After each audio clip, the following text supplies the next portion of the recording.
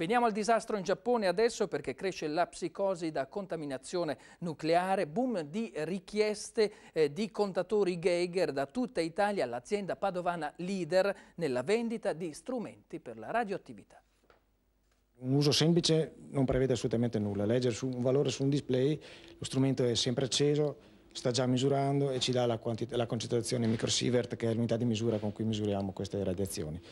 Un vero e proprio boom di ordini per i rilevatori di radioattività dell'azienda padovana Z-Lab dopo l'allarme nucleare in Giappone.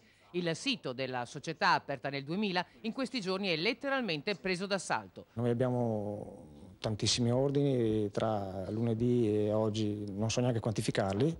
Richieste, informazioni, ordini per Italia e per l'estero, e non solo di ditte di import col Giappone, ma anche di singoli cittadini in partenza per il sud del paese oppure per Cina e dintorni. Contro la nostra volontà, ma non possiamo probabilmente evaderli tutti e sicuramente non in tempi brevi.